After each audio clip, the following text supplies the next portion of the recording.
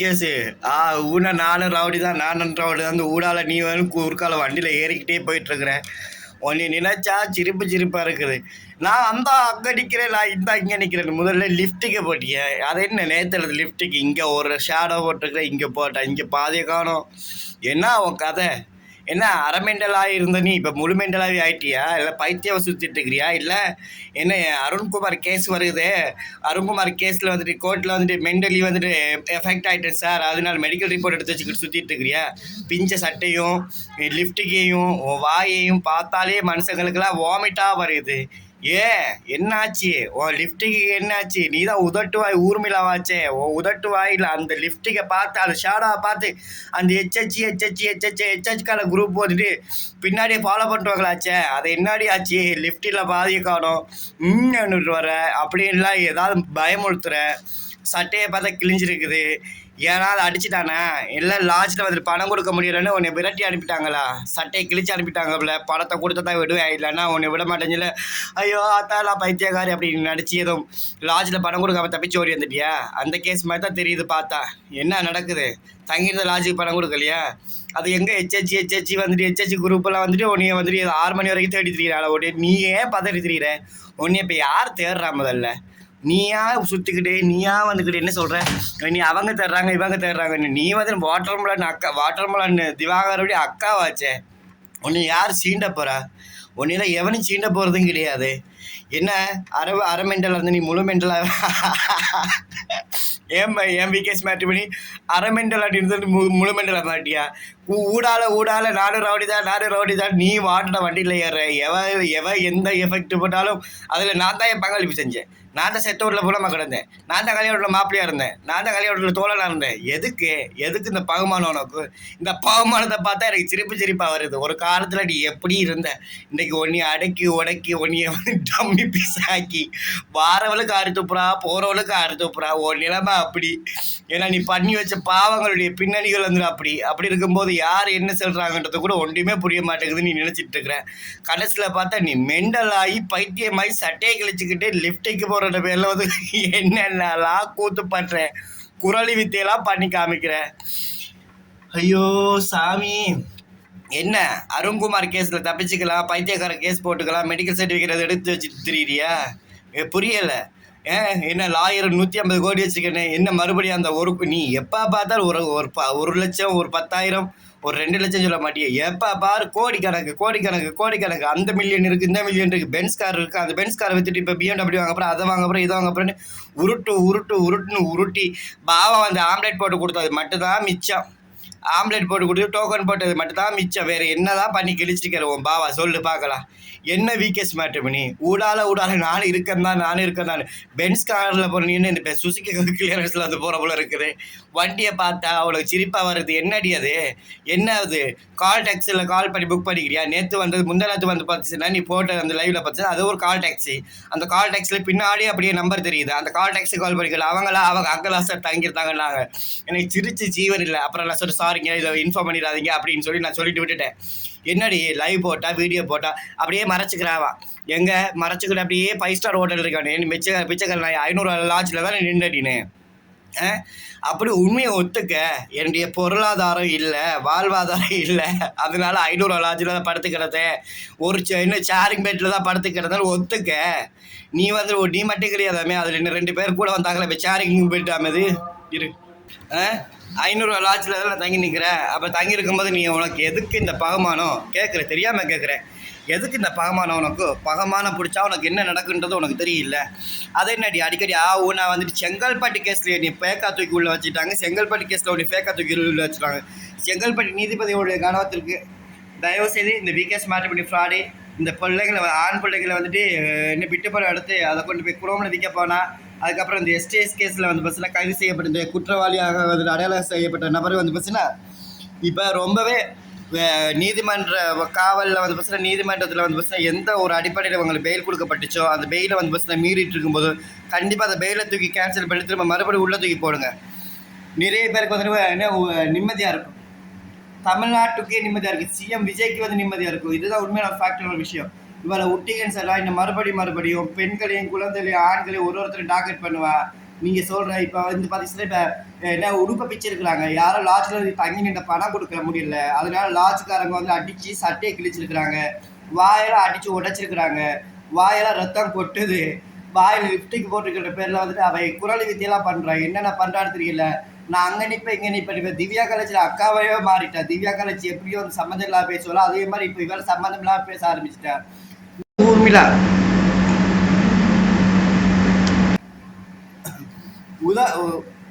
உருட்டு ஊர்மிளா, இந்த உருட்டு ஊர்மிளா உருட்டி உருட்டி உருட்டி உருட்டி மக்களை முட்டாளாக்கி கேவலப்படுத்தி சின்ன போய் நம்ம கடைசியில் வந்து பஸ்ல சைக்கோ ஆகி மனநிலை ஆயிடுச்சு. யார் யாரெல்லாம் இப்போ பைத்தியக்காரன்ற பட்டம் கொடுத்தாலோ, யார் யாரெல்லாம் பெண்களை வந்து பாலியல் தொழிலாளி ப்ராஷன் ஒரு பட்டத்தை கொடுத்தாலோ, எல்லாரும் பாவங்கள் சாபங்கள் எல்லாமே சேர்ந்து இன்றைக்கு வந்துச்சுன்னா இவளை மன ரீதியாக அஃபெக்ட் ஆகி ஆல்ரெடி இவள் பொண்ணு தான் வந்துட்டு மெடிக்கல் ட்ரீட்மெண்ட் இருந்தாங்க. ஸோ இன்றைக்கி இவளுக்கு இந்த மெடிக்கல் ட்ரீட்மெண்ட் எடுக்கக்கூடிய சூழ்நிலையில் உருவாயிடுச்சு. யாராவது பாவம் பார்த்து கீழ்ப்பக்கம் ஹாஸ்பிட்டலில் கொண்டு போய் சேர்த்து விடுங்க. சேர்த்து விட்டுட்டீங்கன்னு சொன்னால் நிம்மதியாக இருக்கும். 5 ரூபா 10 ரூபா காசு இல்லைன்னா கூட சொல்லுங்கள், நான் கடனோட வாங்கி 150 மீட்டர் வாட்டிக்கு கூட வாங்கி அனுப்பி விட்றேன். அதனால் அவளை தூக்கி கொண்டு போய் முதல்ல மருத்துவமனையில் சேர்த்துருக்கு, கீழ்ப்பக்கம் ஹாஸ்பிட்டலில் சேர்த்துருக்கு. இவன் லிப்டிக் போடுற பேரில் பியூட்டி டிப்ஸ் கொடுக்குற பேரில் வந்து பஸ்ஸில் இவன் பண்ணுற அலப்பறைகளை தாங்க முடியலை. லிப்டிக்கை பார்த்தீங்கன்னு சொன்னால் எங்கே காரியெல்லாம் துப்புவீங்களோ அந்த அளவுக்கு காரி துப்புறீங்க. லிப்டிக் போட்டால் யாருங்க எப்போவுமே லிஃப்ட்டில் தான் போடுவாங்க. இது பல் வாய் மூக்கு எல்லாம் போட்டு இஞ்ச பாதியை காரம் இஞ்ச வந்து ஃபுல்லாக அடிச்சிருக்குது, இங்கே பல்லுக்குள்ளேயே லிப்டிக் அடிச்சிருக்குது. அடித்து அடி வந்துட்டு லாட்ஜுக்காரர் அடித்து அடி வந்து பஸ்ஸில் குண்டி வழியாக இருந்து ரத்தம் வந்துருக்கு போல இருக்குது.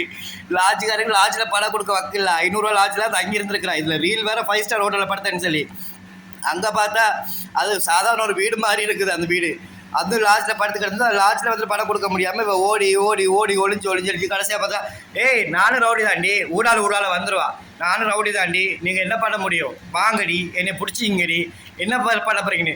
ஏய் மெண்டலோ, நீ ஒரு பைத்தியன்றது ஊருக்கே தெரியும், ஊருக்கே தெரியும் நீ ஒரு பைத்தியன்றது. பைத்தியத்தை வந்துட்டு எதுக்கு சீண்டணும் அவங்களா, எதுக்கு அவங்க சீண்டணும்? உன்னை சீண்டி அவங்களுக்கு என்ன நடக்க போகுது ஏதாவது சொல்லு, ஏதாவது யூஸ் இருக்கா? ஒரு மயிரும் கிடையாது. உன்னை சிக்கா பிடிச்சிக்கிறேன். உனக்கும் அது பஸ்ஸில் சிக்காவுடைய காதல் வந்துட்டு முத்தி போயிடுச்சு. சிக்காவை நீ லவ் பண்ணியா குறையில, நீ சிக்காவை லவ் பண்ணிட்டு இருந்ததுனால இப்போ சூர்யா வந்துட்டு விட்டுட்டு போக மாட்டேன்றா. அதனால் வந்து பஸ்ஸில் சுமியும் விட்டுட்டு போக மாட்டேங்குது, சூர்யா விட்டுட்டு போக மாட்டேங்குது. ஊடால சிக்கா சிக்கா நெளிஞ்சு போயிடுச்சு, சூம்பி போயிடுச்சு, கீழே தொங்கி போயிடுச்சு. அவளுக்கே கவலை இல்லை. நீ என்ன உருட்டுனாலும் சரி, நீ நல்லா விட்டமின் கொடுத்து வைட்டமின் வாங்கி சாப்பிட்டாலும் சரி, என்ன பண்ணாலும் சரி, சூர்யா விட்டு கொடுக்கவும் மாட்டா, விட்டுட்டு போகிறவளும் கிடையாது. அப்படி இருக்கும்போது நீ எதுக்கு மறுபடி ஊடால வார? 4 ரவுடி தான். திரைப்படம் கதை வசனம் எல்லாம் வந்து பார்த்து முடிச்சாச்சு. இந்த திரைப்பட கதை வசனமெல்லாம் பார்த்து முடிச்சு பல நாட்கள் ஆச்சு. மக்கள் வந்து யாரும் இந்த முட்டாளுங்க கிடையாது உங்ககிட்ட ஏமாறுறதுக்கு. இன்றைக்கி ஒருத்தரும் பணம் கொடுக்குறான்ல, நான் எங்கேயாவது பிச்சை எடுத்தியாவது கொள்ளையடிச்சாவது எங்கேயாவது எப்படியாவது ஒரு வழியில் வந்து பார்த்தீங்கன்னா எனக்கு பெயில் லாயரு ஃபீஸ் கொடுக்கணும், ப்ளீஸ் ஹெல்ப் மீ பீப்புள்.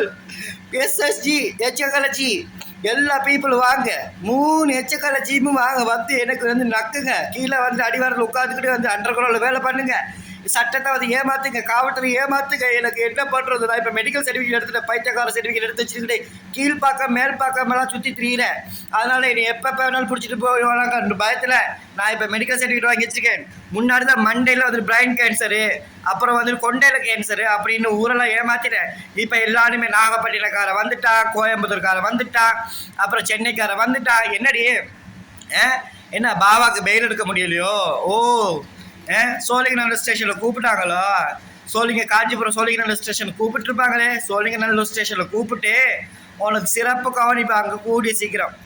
பொறுமையாயிரு. சென்னையில் தான் நிற்கிறேன் வேண்டிய எச்சக்கல நாய.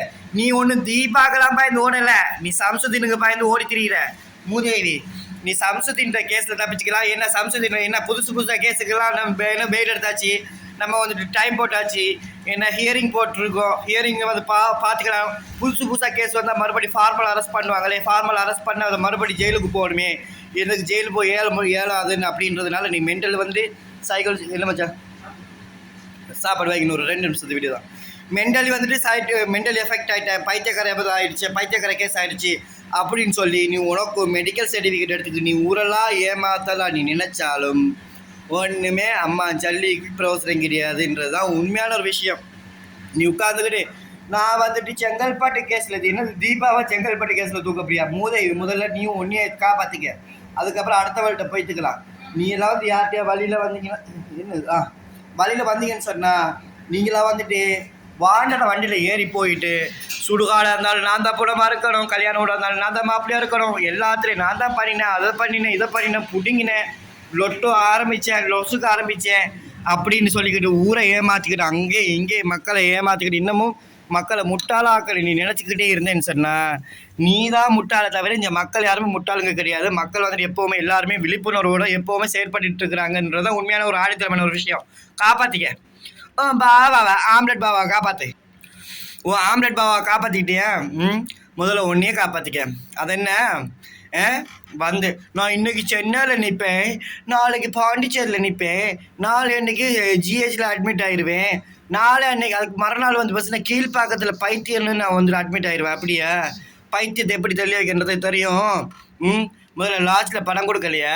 நல்லா வாயை அடைச்சி உடைச்சிருக்காங்க பார்த்தியா லிஃப்டிக்குன்ற பேரில். அது முதல்ல ஒரு வீடியோ போடுறதுக்கு முன்னாடி அந்த லிஃப்டிக்கை கரெக்டாக அப்டேட் பண்ணியிருக்கேம்மா அப்படியே நீ பார்ப்பியா? அதுவும் கிடையாது, எதுவுமே கிடையாது.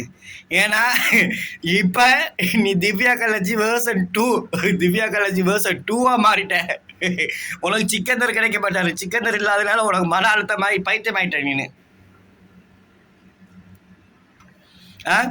சிக்கந்தர் இல்லாதனால நீ ரொம்ப மென்டலி டிப்ரெஷன் ஆகி ஐயோ எனக்கு சிக்காவை விட்டுக்கொள்ளுடி சூர்யா, சிக்காவை விட்டுக்கொடுறி ப்ளீஸ், நீ ஒரு நாளாவது நான் அனுபவிச்சிடணும்டி அப்படின்னு ஆசைப்படுத்துறீங்க. அதை என்னதான் சொல்கிறது? ஒரு நாள் இல்லை, நீ 9 வருஷம் இல்லை 10 வருஷம் அனுபவிச்சா முடிஞ்சாலும் உன்னால் அதை அனுபவிக்க முடியாது. ஏன்னா அது இன்னொருத்தருடைய பொருள், இன்னொருத்தருடைய பொக்கிஷம், இன்னொருத்தருடைய உடைமை. அது அப்படி இருக்கும்போது உனக்கிட்ட தான் பாபா இருக்கார்ல. அது என்னடி சந்து பொந்தில் வந்து ரவுமான யாரெல்லாம் திட்டுறாங்களோ அங்கேயெல்லாம் உட்காந்துடுறேன். ரவுமானால யாரெல்லாம் திட்டுறாங்களோ அங்கேயெல்லாம் போயிட்டு உட்காந்துக்கிடு. பண்ணுங்க, நான் இருக்கேன், பண்ணுங்க, கூடுங்க, குத்துங்க, கும்புங்க, திட்டுங்க, அசிங்கமாக பேசுங்க அப்படின்னு தூண்டி விடுற. நீ உன்னை நிலைமையை பார்த்தேன், எனக்கு சீப்பாக வருது. இதை யார்கிட்ட நான் போய் பதில் சொல்லுவேன்? சொல்லு பார்க்கலாம். உன்னை நினச்சா எனக்கு ஒரு கட்டத்தில் பாவமாக இருக்குது. உன்னை டம்மி பீஸ் ஆக்கிட்டாளுங்க. இஞ்சால பார்த்தா அவ தூக்கிட்டேன், இஞ்சால பார்த்தா இவன் தூக்கிட்டேன், இஞ்சால பார்த்தா கிராட்டிவிட்டியெல்லாம் நீயே எடுக்கணும்னு நினைக்கிற. நீ ஒரு மயிரும் கிடையாது.